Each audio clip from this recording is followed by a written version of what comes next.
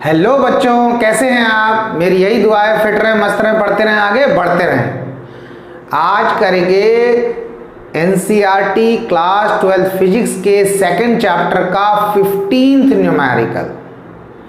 तो न्यूमेरिकल ये दे रखा है कि एक शेल दे रखा है, स्फेरिकल शेल दे रखा है जिसकी कुछ थिकनेस है और उसका इनर रेडियाई यानी कि अंदर सेंटर से अंदर वाले सरफेस का जो रेडियस है वो r1 और सेंटर से जो आउटर सरफेस है उसका रेडियाई r2 दे रखा है, बोला है। और उसको एक प्लस क्यू चार्ज दे रखा है जो कि उसके सरफेस पर है। प्लस क्यू चार्ज दे रखा है जो कि उसके सरफेस पर है। इनर रेडियाई आउटर रेडियाई को समझने के लिए आप ऐसे समझ सकते हैं, जैसे मेरे पास ये एक बॉटल है, इसको आप स्फेरिकल समझ लो शेल, क्योंकि अंदर से ये हॉलो है, खाली है। इसका कोई सेंटर होगा, अगर ये परफेक्ट, ये तो परफेक्ट स्फीयर नहीं है लेकिन आप कंसीडर कर लें परफेक्ट है इसका सेंटर। तो सेंटर से लेकर अंदर वाले सरफेस, सेंटर से लेकर अंदर वाले सरफेस का रेडियस क्या हो जाएगा, सेंटर से अंदर वाले सरफेस का रेडियस r और सेंटर से ये टॉप सरफेस किसी भी पॉइंट पर यानी सेंटर से लेकर टॉप सरफेस तक का रेडियस r2 दे रखा है। उन्होंने कहा कि इस बॉटल के टॉप सरफेस पर यानी कि इस शेल के जो सरफेस है उस पर चार्ज कितना है, प्लस क्यू। ये क्वेश्चन दे रखा है। फिर उन्होंने कहा फर्स्ट पार्ट में कि अगर इस शेल के, इसके शेल के सेंटर पर या अंदर हम यहां पर एक क्यू चार्ज रख दें, स्मॉल क्यू रख दें, यानी कि अंदर हम यहां पर एक स्मॉल क्यू चार्ज रख दें, तो अंदर वाले सरफेस पर जो सरफेस चार्ज डेंसिटी होगी उसका एक्सप्रेशन लिखें और बाहर वाले सरफेस पर जो सरफेस चार्ज डेंसिटी होगी उसका एक्सप्रेशन लिखें। ये दो पॉइंट पूछे हैं फर्स्ट पार्ट में। तो आप समझें, जब आप इसके अंदर, इस शेल के अंदर आप स्मॉल क्यू चार्ज रखोगे तो ये प्लस में दे रखा है, तो ये क्या करेगा, इंडक्शन के फिनोमेना की वजह से इसके सरफेस पर, अंदर वाले सरफेस पर ये नेगेटिव चार्ज डेवलप कर देगा, यानी कि यहां पर नेगेटिव चार्ज आ जाएगा। और इस नेगेटिव चार्ज की वैल्यू कितनी हो जाएगी, माइनस क्यू, क्योंकि अगर ये प्लस क्यू है तो माइनस क्यू, और अगर ये माइनस क्यू होता तो प्लस क्यू। तो जब अंदर वाले चार्ज सरफेस पर माइनस क्यू चार्ज डेवलप हो गया तो सरफेस चार्ज डेंसिटी सिग्मा, किसके लिए बात कर रहे हैं, हमने लिख दिया यहाँ पे r1। r1 का मतलब अंदर वाले सरफेस की बात कर रहे हैं जिसका रेडियस r1 है। तो सरफेस चार्ज डेंसिटी का फॉर्मूला क्या होता है, चार्ज अपॉन एरिया। तीन तरीके की डेंसिटी आपने फर्स्ट चैप्टर में पढ़ा होगा, linear charge density, charge upon length, समझना है। Surface charge density sigma, charge upon area. और तीसरा है वॉल्यूम चार्ज डेंसिटी, रो किसके बराबर होता है, चार्ज अपॉन वॉल्यूम। तो बात करें इस फॉर्मूले की, तो सिग्मा लिख दिया, r1 लिख दिया, यानी कि इनर सरफेस की बात कर रहे हैं। अब इनर सरफेस पे कितना चार्ज है, माइनस में q है, और उसका सरफेस एरिया कितना हो गया, 4 पाई r1 स्क्वायर, 4 पाई r स्क्वायर। स्फेरिकल शेल का सरफेस एरिया, चाहे वो इनर हो या आउटर हो, तो इनर है तो इनर रेडियस ले लो, इनर रेडियस ले लिया, ये हो गया। अब उन्होंने कहा कि आउटर सरफेस पर बताओ उसकी सरफेस चार्ज डेंसिटी कितनी होगी, तो हमने लिखा सिग्मा r2, यानी कि sigma surface charge density, r2 का मतलब आउटर सरफेस की बात कर रहे हैं। अब ये देखो, आपने यहाँ पर प्लस क्यू रखा चार्ज, इसकी वजह से इंडक्शन की वजह से अंदर क्या होगा, नेगेटिव क्यू डेवलप हो गया, तो बाहर क्या हो जाएगा, फिर से ये प्लस क्यू चार्ज डेवलप हो जाएगा, यानी कि ये अंदर वाले सरफेस पर, इनर सरफेस पर जो चार्ज डेवलप हुआ माइनस क्यू, वो बाहर वाले पर फिर इंडक्शन के फिनोमेना की वजह से उतना ही चार्ज बट अपोजिट साइड में डेवलप कर देगा। तो बाहर वाले सरफेस पे कितना हो गया, बाहर वाले सरफेस पे हो गया प्लस क्यू, कैपिटल क्यू और प्लस स्मॉल क्यू। तो हमारा हो जाएगा यहाँ पर कैपिटल क्यू तो पहले से था और प्लस स्मॉल क्यू हो गया अपॉन बाहर वाले सरफेस का सरफेस एरिया 4 पाई r2 स्क्वायर, ये हो गया, ये फर्स्ट पार्ट। अब उन्होंने इसी क्वेश्चन में जो सेकंड पार्ट है वो ये बोला है कि अगर इस इनर शेल के अंदर कोई चार्ज नहीं है तो इसके अंदर इलेक्ट्रिक फील्ड ज़ीरो होगी। इसे आप एक्सप्लेन करें। अगर इसके अंदर कोई चार्ज नहीं, मान लो इस तरीके से हमने यहाँ हटा दिया, ये वो कह रहे हैं अंदर वाला शेल अगर कोई चार्ज कंटेन नहीं करता है तो इसके इधर पर इलेक्ट्रिक फील्ड ज़ीरो होगी। ठीक है, तो अगर हम बी पार्ट की बात करें तो हम सीधा लिखेंगे according to Gauss theorem E dot D S equals to Q upon epsilon naught. ये फॉर्मूला था गॉस थ्योरम का। अब हमने क्या करा, इसके अंदर हमने यहाँ पर हम गॉसियन सरफेस ड्रॉ कर लेते हैं इस तरीके से डॉटेड डॉटेड करके। इस गॉसियन सरफेस के अंदर कोई चार्ज नहीं है, there is no charge inside the Gaussian surface, therefore q equals to 0। Statement लिखना, there is no charge inside the Gaussian surface। Gaussian surface के अंदर कोई चार्ज ही नहीं है तो q 0 हो गया, तो therefore e equals to 0। जब q 0 हो जाएगा तो e भी 0 हो जाएगा। तो ये सेकंड पार्ट का आंसर हो गया। उसमें लिखा एक्सप्लेन करना, आप ऐसे भी कर सकते। इतना क्लियर हो गया, इट्स ओके। अब देखें एनसीईआरटी का 16th क्वेश्चन। 16th क्वेश्चन में बोला गया है कि show that the normal component of electrostatic field has discontinuity from one side of a charge conductor to the another. कि क्वेश्चन को समझना है कि उन्होंने कहा एक चार्ज कंडक्टर है, इसके इस सरफेस पे चार्ज है, इस सरफेस को हमने 1 से रिप्रेजेंट कर दिया, इसके दूसरे सरफेस पे चार्ज है उसको हमने 2 से रिप्रेजेंट कर दिया।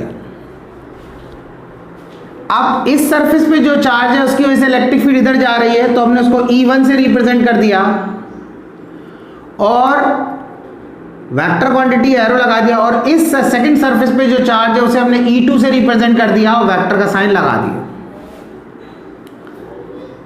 क्वेश्चन में बोला गया है कि आपको इस E1 E2 में डिसकंटिन्यूटी शो करना है। डिसकंटिन्यूटी का मतलब ये होता है कि ये कंटिन्यूअस नहीं है। अब एक आप बात समझे, इसमें मैं एक एक पॉइंट इसको बताऊंगा डिटेल में, एक एक पॉइंट। पहली चीज ये है कि इसमें ये दे रखा है कि जो यूनिट वेक्टर n है क्वेश्चन में, उसका डायरेक्शन एक साइड से दूसरे साइड की तरफ है, एक साइड से दूसरी, यानी कि n1, ये n जो बनाया इसको हमने फर्स्ट साइड यानी कि इस फर्स्ट सरफेस से बना रहे हैं और इसको दूसरे साइड तक जाता हुआ दिखा रहे हैं।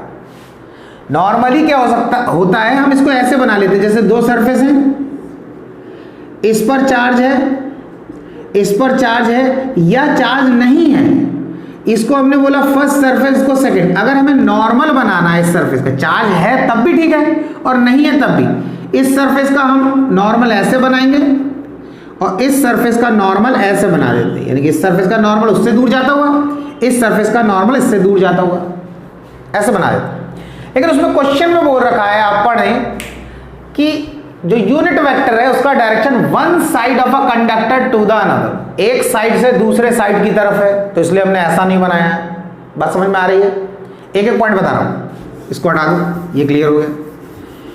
दूसरी चीज उन्होंने बोला कि जो इलेक्ट्रिक फील्ड है इस केस में वो डिसकंटिन्यूटी शो कर रही है। अब एक चीज समझना, जो वेक्टर क्वांटिटी होती ना उसमें दो चीजें होती, मैग्नीट्यूड और डायरेक्शन। वैसे तो वेक्टर क्वांटिटी की आपने 11th में डेफिनेशन पढ़ा होगा कि ऐसी फिजिकल क्वांटिटी जिसमें मैग्नीट्यूड और डायरेक्शन दोनों हो और वेक्टर लॉ को भी फॉलो करती हो, तब वो वेक्टर क्वांटिटी होती है। बस समझ में आया नहीं है? तो वेक्टर लॉ आपने पढ़ा था, ट्रायंगल लॉ, पैरेललोग्राम लॉ, उसकी बात करें। लेकिन यहां पर उतना आगे नहीं जाना है, सिर्फ ये इतना पता होना चाहिए कि वेक्टर क्वांटिटी में मैग्नीट्यूड और डायरेक्शन दोनों होता है। इतना क्लियर हुआ? अब क्या होता है, अगर उस वेक्टर क्वांटिटी के मैग्नीट्यूड में चेंज ना आए, मैग्नीट्यूड में चेंज ना आए, न्यूमेरिकल वैल्यू में चेंज ना आए, पर डायरेक्शन में चेंज आ जाए, तब भी हम क्या बोलेंगे कि उस वेक्टर क्वांटिटी में चेंज आ रहा है, उस वेक्टर क्वांटिटी में चेंज आ रहा है। जैसे कोई v वेलोसिटी से जा रहा है, बात समझना, v वेलोसिटी से जा रहा है, उसकी वेलोसिटी 10 मीटर पर सेकंड। अब उसने डायरेक्शन चेंज कर दिया और मैग्नीट्यूड यानी कि न्यूमेरिकल वैल्यू वेलोसिटी की 10 मीटर ही रही, 10 मीटर पर सेकंड। तो हम क्या बोलेंगे, वेलोसिटी का मैग्नीट्यूड तो सेम रहा लेकिन वेलोसिटी चेंज होगी, क्योंकि डायरेक्शन चेंज हो गया ना, वेलोसिटी में मैग्नीट्यूड डायरेक्शन दोनों होता है। तो इसी तरीके से यहां पर कहने का मतलब ये है कि इस सरफेस पर चार्ज है, वो इलेक्ट्रिक फील्ड इधर प्रोड्यूस कर रहा है, इस सरफेस पे इधर प्रोड्यूस कर रहा है। इसका डायरेक्शन राइट टू लेफ्ट है E1 का, और इसका डायरेक्शन लेफ्ट टू राइट है। यही डिसकंटिन्यूटी है। वैल्यू भले ही इसकी और इसकी बराबर हो, E1 की E2 के बराबर आ जाए, लेकिन क्योंकि डायरेक्शन अलग है तो हम क्या बोल रहे हैं, दोनों क्या है, जो नॉर्मल कंपोनेंट है, नॉर्मल मतलब परपेंडिकुलर, ये परपेंडिकुलर ही तो है, इससे निकल रहे हैं, ये क्या है, डिसकंटिन्यूअसटी शो कर रहा है, डिसकंटिन्यूटी या डिसकंटिन्यूअस है। डिसकंटिन्यूअस किस कंसर्न में बोल रहे हैं, क्योंकि इनका डायरेक्शन अलग अलग है। तो वेक्टर क्वांटिटी में अगर डायरेक्शन चेंज हो गया तो हम बोलते हैं वेक्टर क्वांटिटी ही चेंज हो गई, उसमें चेंज आ गया। तो हम अगर मैग्नीट्यूड की बात करें, मान लो इन दोनों का बराबर है बट डायरेक्शन इसका इधर है इसका इधर, तो हम बोलेंगे ये दोनों इक्वल नहीं है, क्योंकि ये वेक्टर है, डायरेक्शन अलग हो गया, डायरेक्शन अलग हो गया तो हम बोलेंगे उस फिजिकल क्वांटिटी में चेंज आ गया। बात समझ में आया? तो ये था डिसकंटिन्यूटी का कॉन्सेप्ट, इतना क्लियर।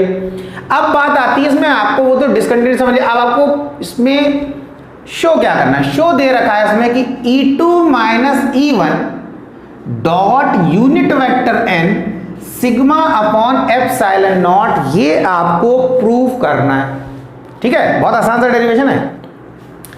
ठीक है, अब क्या है ये, यहां पर हमने क्या किया, इस E1 के लिए, वैसे तो क्या है ये, देखो अगर इस तरीके से कुछ प्रूव कर रहे होते हैं हम, जिसमें न्यूमेरिकल वैल्यू नहीं निकालते हैं, तो वो डेरिवेशन ही हो जाता है, और वैल्यूज पुट कर दें उसमें और एक नंबर की फॉर्म में आंसर आ जाए 2.5 ऐसे करें तो वो न्यूमेरिकल हो जाएगा। तो ये तो आपको पता ही है। अब हमने क्या करा, इस E1 का एक्सप्रेशन बनाया, तो इलेक्ट्रिक फील्ड का फॉर्मूला क्या होता है, E1 equals to sigma upon 2 epsilon naught unit vector n। अब इसको बात समझना कि ये E1 के लिए हमने ये एक्सप्रेशन बनाया और यहां पर लिख दिया माइनस। अब ये कैसे करा, ये फॉर्मूला कहां से आया, electric field due to a thin charge plane sheet, उसकी वजह से, एक थिन शीट की वजह से, आपने फर्स्ट चैप्टर में डेरिवेशन किया था ऐसे करके, एक थिन शीट ले लिया था, उसके पास में यहां पर कहीं भी निकालो, इलेक्ट्रिक फील्ड जो होती थी वो सिग्मा अपॉन 2 एप्सिलॉन नॉट, ये एक्सप्रेशन आता था। ये स्केलर फॉर्म में रिप्रेजेंटेशन है, बात आई समझ में। तो वहीं से हमने ये फॉर्मूला लिया कि इस सरफेस पर चार्ज है तो यहाँ पर कहीं भी मान लो वैल्यू सरफेस से चलेंगे, आगे चले, यहाँ वैल्यू जो है यहाँ पर इस सरफेस पर जो चार्ज है उसकी वजह से यहाँ सब जगह यही वैल्यू आई। इतना क्लियर हो गया। अब उसके बाद क्या है, जब ये वैल्यू आ गई, थिन शीट वाला हमने फॉर्मूला लगा दिया, अब E का डायरेक्शन तो हमारा यहाँ है राइट टू लेफ्ट, और N का डायरेक्शन लेफ्ट टू राइट है, तो दोनों के बीच में अपोजिशन हो रहा है, यानी कि दोनों के बीच 180 एंगल बनना है, एक इधर जा रहा है, अपोजिट डायरेक्शन में, इसलिए हमने ये माइनस लगाया। तो माइनस साइन क्या बता रहा है कि E और यूनिट वेक्टर N दोनों क्या है, अपोजिट डायरेक्शन। अब हमने क्या करा, E2 का एक्सप्रेशन बनाया। जब E2 के लिए एक्सप्रेशन बनाया तो उसमें दूसरे सरफेस के लिए E2 और N के बीच में 0 एंगल बनना है, दोनों एक ही डायरेक्शन में, तो हमने लिखा सिग्मा अपॉन 2 एप्सिलॉन नॉट और यूनिट वेक्टर है। ये हमारी फर्स्ट इक्वेशन हो गई और ये हो गई हमारी सेकंड। अब हमने क्या करना है, सेकंड में से फर्स्ट को सब्ट्रैक्ट कर देना है, तो हमने लिखा E2 माइनस E1। अब E2 की वैल्यू पहले लिखना sigma upon 2 epsilon naught unit vector N minus ये वाला लगाया माइनस, और E1 की वैल्यू ऑलरेडी माइनस में है तो एक और माइनस लगेगा, sigma upon 2 epsilon naught unit vector N, ये हो जाएगा sigma upon 2 epsilon naught unit vector N plus sigma upon 2 epsilon naught unit vector N. अब इसमें क्या करेंगे हम, sigma upon 2 epsilon naught plus sigma upon 2 epsilon naught, इसको bracket में कर लो, यूनिट वेक्टर एन बाहर कर लो, तो ये इन दोनों को ऐड करोगे तो कितना आ जाएगा, इसको आ जाएगा सिग्मा अपॉन एप्सिलॉन नॉट, ये आ जाएगा, और ये आ जाएगा यूनिट वेक्टर एन, और E2 माइनस E1 ये आ गया। अभी ये एक्सप्रेशन तो हमारा आ गया, लेकिन जो हमें अभी प्रूफ करने के लिए दिया था वो हमारा अभी नहीं आया। इतना समझ में आया?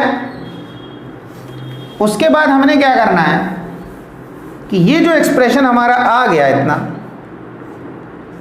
हम इसी में यूनिट वेक्टर n से दोनों तरफ मल्टीप्लाई कर देंगे। तो हमने क्या लिखा है यहां पर, E2 minus E1 bracket unit vector n equals to sigma upon epsilon naught, unit vector n था एक, n यहां लगा दिया, यानी कि यूनिट वेक्टर n से यहां पर लेफ्ट हैंड साइड और यूनिट वेक्टर n से राइट हैंड साइड क्या कर दिया हमने, मल्टीप्लाई कर दिया। तो देखो हमारा लेफ्ट हैंड साइड तो आ गया, तो इसको तो हम ऐसे ही रहने देते हैं, ठीक है। और unit vector n into unit vector n, इसका जब हम डॉट प्रोडक्ट करेंगे तो वो 1 आता है। आप हमेशा ध्यान रखें, किसी भी दो यूनिट वेक्टर्स का यानी कि i dot i dot product 1 होता है, j डॉट j ये भी 1 होता है, k डॉट k ये भी 1 होता है, और unit vector n dot n ये भी 1 होता है। यानी कि दो यूनिट वेक्टर का सेम यूनिट वेक्टर्स का अगर आप डॉट प्रोडक्ट करते हो तो वो 1 आ जाता है। वो कैसे आ जाता है मैं बता देता हूं। ये यूनिट वेक्टर है ना, ठीक है। यूनिट वेक्टर यानी कि इसकी न्यूमेरिकल वैल्यू कितनी है, 1। इस n की न्यूमेरिकल वैल्यू 1, दूसरे वाले n की 1, और डॉट हटा तो क्या लगेगा cos, और इनके बीच में एंगल कितना हो जाएगा 0, क्योंकि दोनों ही सेम वेक्टर है। अगर इन दोनों के डायरेक्शन की बात करें तो सेम हो जाएगा, तो एंगल इनके बीच में 0 हो जाएगा।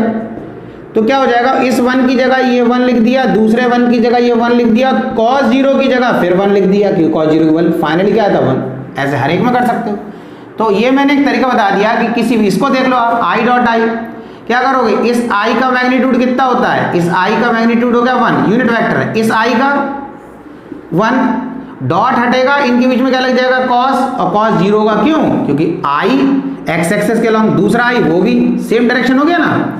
तो क्या हो गया, इसकी वैल्यू 1, दूसरा लिखा 1, और ये cos 0 की वैल्यू 1, तो फाइनली कितना आ गया 1। तो आप यार ये याद रखें कि यूनिट वेक्टर का जब डॉट प्रोडक्ट करते हैं तो 1 आ जाता, तो ये इसका हो गया 1। तो ये आपका फर्स्ट पार्ट प्रूव हो, ये हमारा क्लियर हो, इतना समझ में आया। उसके बाद इन्होंने इसी में आपसे बोला है कि आप ये प्रूव करो, ये तो कि इसके सरफेस पर, यानी कि इसके जस्ट सरफेस पर, चार्ज कंडक्टर के सरफेस पर जो इलेक्ट्रिक फील्ड है वो इतनी होती है, सरफेस के ऊपर जस्ट सरफेस पर कितनी होगी, इतनी होगी, ये प्रूव करना है। तो अगर हम ये मान लें कि ये जो E2 है ये तो इधर जा रहा है, और ये जो E1 है ये यहां से ऐसे जा रहा है, यहां से, मगर इस E1 की वैल्यू अगर अंदर बात करें यहां पर तो E1 की है नहीं, क्योंकि ये चार्ज कंडक्टर के अंदर तो इलेक्ट्रिक फील्ड 0 होती है, इधर तो 0 होगी। तो हम ये मान लें ये जो E1 है, मान लो ये यहां से आ रहा है, यहां से, तो यहां तो इसकी वैल्यू है ही नहीं ना, इतनी जगह में तो E 0 हो जाएगा, यहां पर है E1। तो हम क्या करेंगे, ये जो हमने एक्सप्रेशन ड्राइव किया है इसी में ले लेंगे, लिखेंगे inside the charge conductor electric field is 0। तो जब इलेक्ट्रिक फील्ड जीरो होगी तो E1 को हम लिख देंगे यहां पर, क्या कर देंगे, जीरो। E1 को हमने लिख दिया जीरो, ठीक है। अच्छा एक चीज ध्यान रखना, यहां पर जब वेक्टर का साइन लगाए तो यहां पर भी लगा लो। तो E1 को हमने जीरो ले लिया क्योंकि हम ये मान रहे हैं जो E1 यहां आ रहा है इस तरीके से, तो इसकी वैल्यू यहां पर तो कुछ है नहीं अगर इधर जा रहा है, और E2 की तो वैल्यू यहां पर दिखाई रखा है। तो E1 हमने जीरो ले लिया तो इसमें वैल्यू जीरो पुट कर देंगे तो क्या हो जाएगा, E2 सिग्मा और यूनिट वेक्टर n, इसमें यूनिट वेक्टर n,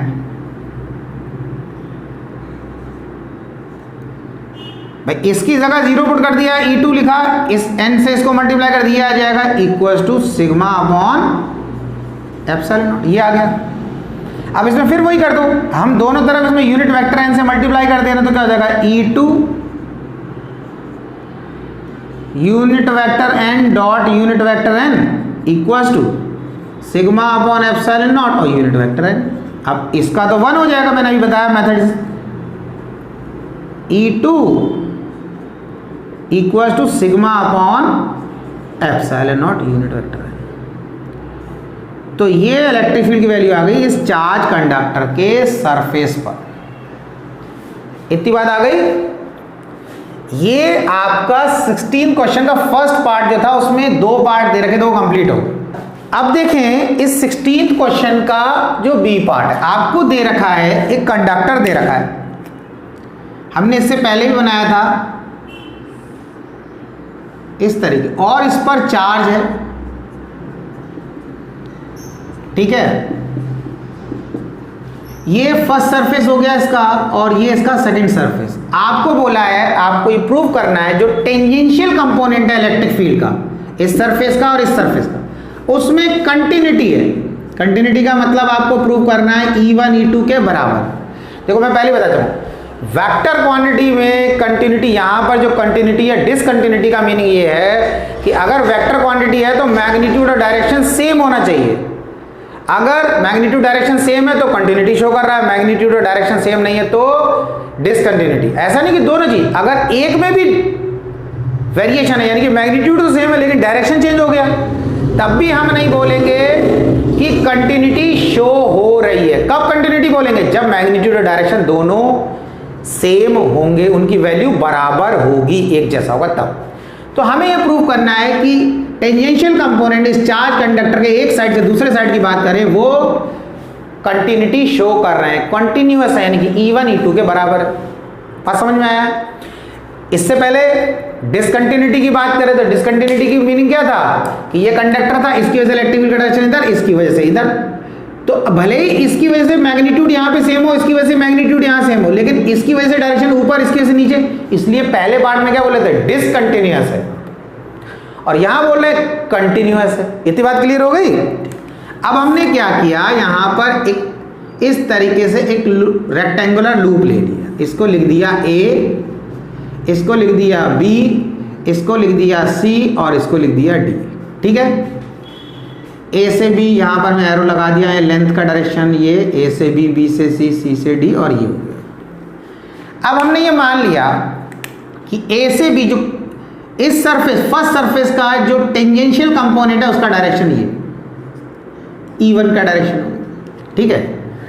और जो सेकंड सरफेस है इसका टेंजेंशियल कंपोनेंट है उसका भी डायरेक्शन ये होगी, ठीक है। ये हमने मान लिया, ये फर्स्ट सरफेस का टेंजेंशियल कंपोनेंट, ये सेकंड सरफेस का टेंजेंशियल कंपोनेंट। अब हमें ये प्रूव करना है ये E1 E2 जो है बराबर है। तो अब इधर देखो एक फॉर्मूला होता है वर्क डन का, फोर्स इनटू डिस्प्लेसमेंट। अब डिस्प्लेसमेंट अगर स्मॉल है, अब डिस्प्लेसमेंट को ds dl किसी से भी रिप्रेजेंट कर सकते हैं, हमने l ले लिया। अगर डिस्प्लेसमेंट स्मॉल है तो वर्क डन भी क्या होगा, स्मॉल होगा। Small displacement small work done. अब एक फॉर्मूला है इलेक्ट्रिक फील्ड का, फोर्स अपॉन चार्ज, तो फोर्स की जगह क्या हो जाएगा, Q नॉट E, ठीक है। तो हमने इसकी जगह लिख दिया F की जगह Q नॉट E वेक्टर में, चार्ज तो स्केलर है, इलेक्ट्रिक फील्ड वेक्टर है, और डॉट dl और इधर लिख दिया dw, ठीक है। इंटीग्रेट कर दिया तो ये W आ गया, इस तरफ भी इंटीग्रेशन करा लेकिन इसका dW का W आएगा तो W लिख दिया, यहाँ sign of integration Q naught E लिखा और यहाँ DL लिख दिया। इतना क्लियर हो?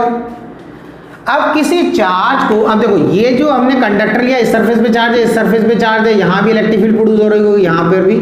तो किसी चार्ज को एक पॉइंट से घुमा कर लेके गए और फिर उसी पॉइंट पर लेके आ गए इलेक्ट्रोस्टैटिक फील्ड के अंदर, तो work done in electrostatic field around a close loop is equal to 0। तो वो 0 होता है, ये आपको याद रखना है। इसको चार्ज को लेकर यहीं पर ले आए और जिस पॉइंट चले वहीं आ गए, क्लोज लूप है, इलेक्ट्रोस्टैटिक फील्ड के अंदर आपने घुमाया चार्ज को, तो वर्क डन आपका 0 हो जाएगा। तो ये आपका वर्क डन 0 हो गया। और यहाँ पर हमने साइन ऑफ इंटीग्रेशन लिखा, यहाँ क्लोज का साइन लगा दिया, यानी कि एक चक्कर की बात कर रहे हैं, चाहे वो पाथ कैसा भी हो, रेक्टेंगुलर, ट्राइंगुलर, जहां से चले वहीं आ गए। और ये हो गया Q नॉट E। अब किसको लेके घुमाया? इस Q नॉट को ही घुमाया। Q नॉट को कहां से? A से लेके चले, B लेके, B से C, C से D और फिर यहां लिया। तो ये हो गया E डॉट DL, ठीक है। E डॉट DL आ गया। तो हम इसको अगर इसके नीचे लिख दें तो ये क्या जाएगा? 0 इक्वल्स टू Q नॉट को इसके नीचे लिख देंगे तो sign of integration E dot DL। इस फॉर्मूले को यूज करके आप इस क्वेश्चन को करोगे, तो आपको ये करने की जरूरत नहीं, आप डायरेक्टली ये लगाएंगे। ये मैंने आपको बता दिया कैसे आया, बात समझ आया? अब हम इसको लेके करेंगे तो हमने लिखा साइन ऑफ इंटीग्रेशन, क्लोज का साइन इसलिए लगाया, एक पूरे लूप की बात कर रहे हैं हम, E के प्लेस पर E डॉट DL। अब इसके लिए हम इस लूप के लिए कैसे इक्वेशन बनाएंगे? देखो, A से B गए तो हमने लगाया साइन A टू B, और इलेक्ट्रिक फील्ड इधर है और A से B तक की लेंथ का डर, ये जो लेंथ है DL, ये जो लेंथ है इस A से B तक की जो टोटल लेंथ है, उसको हमने वेक्टर लिया, उसका डायरेक्शन भी A से B की तरफ लिया है, तो इसलिए हमने लिखा E1 DL, E1 DL। इतना समझ में आ गया? अच्छा, इस सरफेस के लिए कुछ नहीं लिखेंगे, इसलिए नहीं लिखेंगे कि इलेक्ट्रिक फील्ड तो इधर जा रही है और B से C जो लेंथ है वो ऐसी है, तो इलेक्ट्रिक फील्ड और इस लेंथ के बीच में एंगल कितना बन जाएगा? 90। और जब 90 बन जाएगा तो आपको पता है E डॉट DL अगर मैं लिखता हूं और अगर मैं इसको ये इस तरीके से ऐसे लिखा हुआ है E डॉट DL और इनके बीच में 90 बन गया, तो E की कुछ भी वैल्यू पुट करूं और DL की कुछ भी वैल्यू पुट करूं और मैं जब लिखूंगा cos 90, तो cos 90 की वैल्यू कितनी होती है? इसकी तो वैल्यू 0 होती है, तो फाइनली 0 आ जाएगा। तो B से लेकर C पार्ट के लिए और D से लेकर A पार्ट के लिए तो ये जो टर्म हम बनाएंगे वो तो 0 हो जाएगी, तो वो हम लिखेंगे नहीं, वो हम नहीं लिखेंगे। बात समझ में आया? वो हम इसको नहीं लिखेंगे।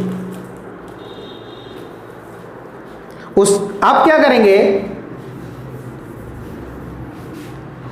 हमने क्या करना है, इस पार्ट के लिए और इस पार्ट के लिए लिखेंगे सिर्फ। तो A से B के लिए यह लिख दिया और प्लस C से D के लिए क्या लिखा? C to D, यहां डॉट लगा दो, E2, यहां भी वेक्टर का साइन लगेगा, डॉट DL। इतना समझ में आ गया? अब क्या करना है हमें, E1 के प्लेस पर E1 का मैग्नीट्यूड, DL के प्लेस पर DL का मैग्नीट्यूड, और डॉट हटा तो लगेगा cos 0, क्योंकि E और DL के बीच में यहां पर इस लेंथ का डायरेक्शन, ये वैसे तो लेंथ स्केलर होती है, हमने A से B तक की जो लेंथ है उसको वेक्टर ले रखा है, यानी कि उसको हमने डिस्प्लेसमेंट ले रखा है, तो डिस्प्लेसमेंट वेक्टर क्वांटिटी होती है, इसका डायरेक्शन A से B की तरफ। तो ये हो गया हमारा A से B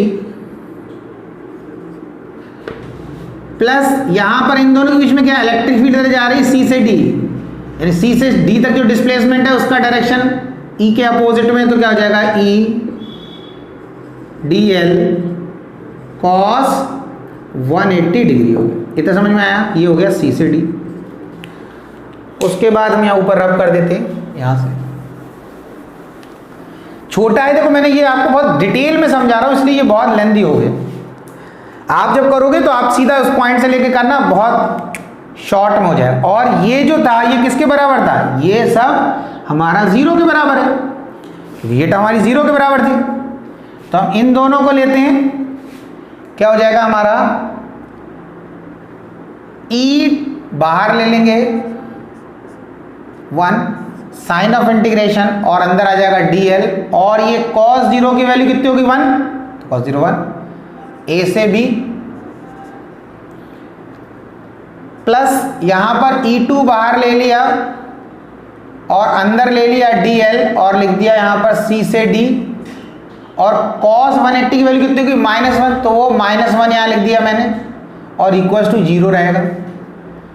e1 dl का इंटीग्रेशन l आ जाएगा, यहां पर लिमिट लगा दिया 0 से l, यानी कि यहां से यहां तक की लेंथ कितनी है l, और ये भी कितनी है l, और ये माइनस यहां आ जाएगा और ये हो जाएगा e2, और यहां dl का इंटीग्रेशन l और लिमिट लगा दिया 0 से l इक्वल्स टू 0।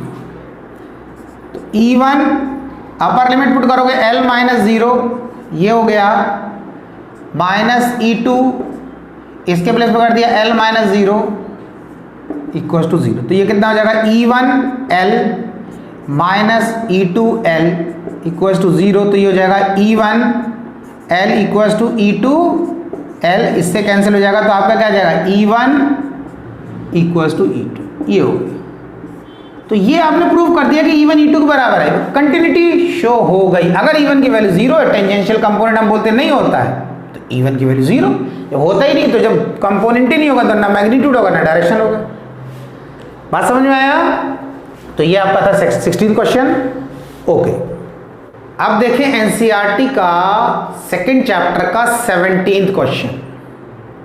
डेरिवेशन ही है ये, अगर न्यूमेरिकल वैल्यू दे देते फाइनली कुछ तो उसमें पुट कर देते तो न्यूमेरिकल बन जाता। क्वेश्चन क्या दे रखा है, उन्होंने कहा एक चार्ज सिलेंडर है, यानी कि सिलेंडर है उस पर चार्ज है, तो हमने ये यहाँ पर ये सिलेंडर बना रखा है, ये रेड कलर का मैंने चार्ज दिखा रखा है सिलेंडर पर, और उन्होंने कहा इस सिलेंडर को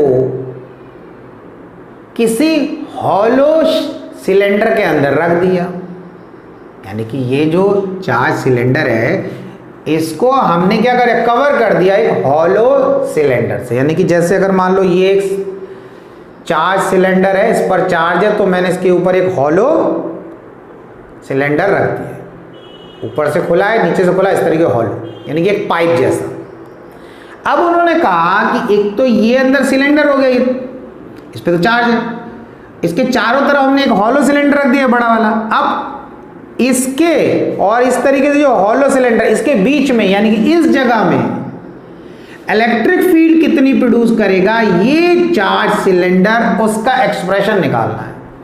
अगर आप इसे देखो ध्यान से तो आपको जो फर्स्ट चैप्टर में आपने एक डेरिवेशन किया है लाइन चार्ज वाला, यानी कि एक वायर है, तो वायर भी तो सिलेंड्रिकल शेप का होता है, लेकिन पतला होता है तो हम उस पर डिस्कस नहीं करते कैसा शेप है। जनरली अगर देखा जाए तो वायर सिलेंड्रिकल शेप का ही होता है।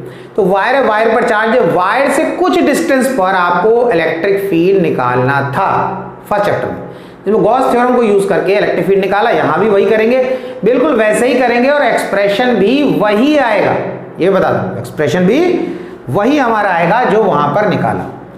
अब हमने क्या किया, उसके लिए अब इस सिलेंडर के बाहर, यानी कि इस पॉइंट पर हमें P पॉइंट पर क्या निकालना है, इलेक्ट्रिक फील्ड, और ये पॉइंट जो बाहर वाला बड़ा वाला जो हॉलो सिलेंडर है उसके अंदर है।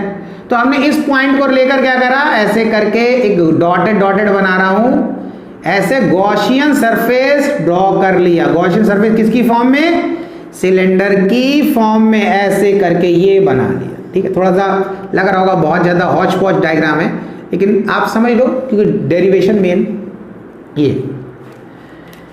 तो ये डॉटेड डॉटेड हमने बना दिया, गॉसियन सरफेस बन गया सिलेंडर की फॉर्म में। अब हमने लगा दिया formula, according to Gauss theorem close integration of E dot dl equals to q upon epsilon naught, और यहां पे लगा दिया s। ठीक है, अब इसका क्या हो, देखो ये जो सिलेंडर है जिस पर चार्ज है उसके चारों तरफ हमने ये रेड वाला क्या बनाया, गॉसियन सरफेस। गॉसियन सरफेस किसकी फॉर्म में है, सिलेंडर की फॉर्म में। तो तो अगर आप ये सोच देखो तो इस गॉसियन सरफेस यानी कि जो सिलेंडर बनाया है जिसको हम गॉसियन सरफेस बोल रहे हैं या जो हमने गॉसियन सरफेस बनाया है सिलेंडर की फॉर्म में डॉटेड डॉटेड करके, इसके कर्व सरफेस से ही इलेक्ट्रिक फील्ड निकलेगी, यानी कि ऐसे करके इलेक्ट्रिक फील्ड जाएगी। टॉप सरफेस से इलेक्ट्रिक फील्ड और एरिया वेक्टर के बीच में एंगल कितना हो जाएगा 90, यानी कि टॉप सरफेस से फ्लक्स 0 हो जाएगा, बॉटम सरफेस से फ्लक्स 0 हो जाएगा, सिर्फ कर्व सरफेस से ही फ्लक्स पास होगा। बिल्कुल आप फर्स्ट चैप्टर का लाइन चार्ज वाला डेरिवेशन देख सकते हैं, बिल्कुल सेम वही कॉन्सेप्ट है। टॉप सरफेस से फ्लक्स 0 और बॉटम क्यों 0 है, क्योंकि इलेक्ट्रिक फील्ड ऐसे जा रही है, ये ई का डायरेक्शन हो गया, और टॉप सरफेस पर एरिया वेक्टर का डायरेक्शन ये हो जाएगा आपका, एरिया वेक्टर का डायरेक्शन ds का मान लो ये ले लिया फर्स्ट सरफेस, तो यहाँ एंगल 90 हो गया। ऐसी बॉटम सरफेस में क्या हो जाएगा, इलेक्ट्रिक फील्ड ये हो गई और एरिया वेक्टर क्या हो गया, यहाँ पर हो गया ds3 ले लिया, तो यहाँ भी 90 हो गया, और क्या बचेगा सिर्फ कर्व सरफेस। इस कर्व सरफेस में ई का डायरेक्शन ये और इस एरिया वेक्टर का डायरेक्शन s2, इसका भी ये, यानी कि ई और ds के बीच में एंगल 0। इतना क्लियर हो गया। तो सिर्फ कर्व सरफेस से ही ये जो गॉसियन सरफेस बनाया है सिलेंडर की फॉर्म में, उसके कर्व सरफेस से ही फ्लक्स पास हो। तो हम क्या लिख सकते हैं यहाँ पर कि इसको हम ले लिया close integration of S, left hand side पहले लेंगे और उसको लिखेंगे dm। टॉप सरफेस के लिए E और ds के बीच में एंगल 90, फ्लक्स 0 हो जाएगा। बॉटम सरफेस के लिए E और ds के बीच में एंगल 90, फ्लक्स 0, तो कर्व सरफेस के लिए रह जाएगा। तो मैं सिर्फ कर्व सरफेस का ही लिख दे रहा हूं यहाँ पर, ये आपका हो जाएगा E ds। और कर्व सरफेस की बात कर रहे हैं तो कर्व सरफेस का 0 से 2 पाई RL, ये उसका कर्व सरफेस एरिया हो गया 2 पाई RL, R रेडियस हो गया और इसकी लेंथ यहाँ से हमने यहाँ ले लिया L। बात समझ में आ गया,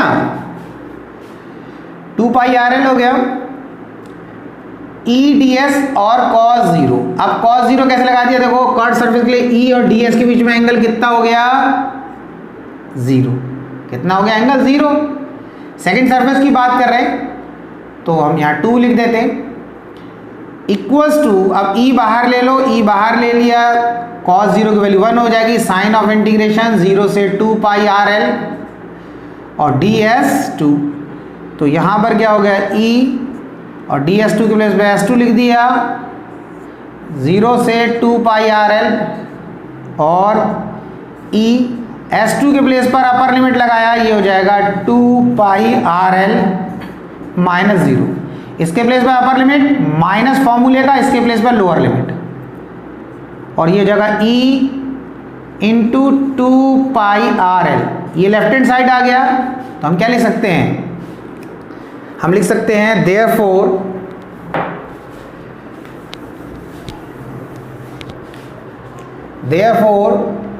E into 2 pi RL Q upon epsilon not के बराबर है। तो E इक्वल्स टू, इसको राइट हैंड साइड ले जाओ, 1 अपॉन 2 पाई RL Q और एप्सिलॉन नॉट, ये आ गया। इसको पूरे को एज इट इज लिख दिया और Q अपॉन एप्सिलॉन नॉट इधर लिख दिया। अब Q अपॉन L किसके बराबर होता है, आपने फॉर्मूला पढ़ा, lambda equals to Q upon L, linear charge density.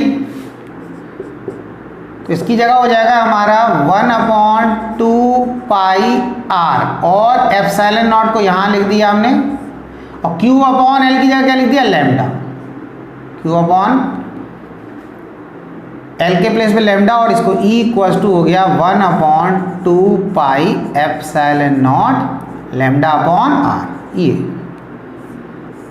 इससे देखो क्लियरली ये पता चल रहा है कि जैसे जैसे R बढ़ेगा इलेक्ट्रिक फील्ड की स्ट्रेंथ कम होगी, यानी कि इस कंडक्टर के यहाँ पर इलेक्ट्रिक फील्ड की स्ट्रेंथ जितनी होगी उससे आगे चलोगे और कम और कम और कम और इस तरीके से कम होती चली जाएगी इस सिलेंडर से जैसे जैसे हम दूर जाते हैं। तो ये एक्सप्रेशन आ गया, क्योंकि E और R के बीच में इन्वर्सली प्रोपोर्शनल का रिलेशन है, और अगर इस पर चार्ज बढ़ जाता है, सरफेस चार्ज डेंसिटी लैम्डा बढ़ता है, तो इलेक्ट्रिक फील्ड भी बढ़ जाएगी। तो ये आपका 17th क्वेश्चन था सेकंड चैप्टर। समझ आया? आपको पता चल रहा होगा कि बिल्कुल फर्स्ट चैप्टर में जो लाइन चार्ज वाला डेरिवेशन सेम वैसा ही करना है, बस थोड़ा सा डायग्राम में चेंज आ गया। इसमें एक बाहर से हॉलो जो सिलेंडर है वो एक और है, बस इतना डिफरेंस है। बात समझ में आ गया? अंदर वाला जो सिलेंडर है वो उस क्वेश्चन में वायर था, उसके आगे आपने उसके चारों तरफ ये गॉसियन सरफेस बनाया सिलेंडर की फॉर्म में, उधर भी बनाया, लेकिन यहाँ बाहर वाला नहीं था, बस जो हॉलो सिलेंडर दिया वो नहीं, इतना डिफरेंस है, बाकी सेम है। तो आज का लेक्चर यहीं ख़त्म करते हैं, नेक्स्ट लेक्चर में मिलेंगे आगे के न्यूमेरिकल के साथ। अगर आपको न्यूमेरिकल समझ में आ रहे हैं, आपको लेक्चर अच्छा लगता है, तो आप वीडियो को लाइक ज़रूर करें और कमेंट बॉक्स में अपने कमेंट्स ज़रूर करें, उससे हमें आपका फीडबैक मिलता है जो हमें डायरेक्शन देता है। तो आप अपना फीडबैक देते रहें और पढ़ते रहें, आगे बढ़ते रहें, टेंशन बिल्कुल ना लें, मेहनत करते रहें। मेहनत करने वालों की हार नहीं होती।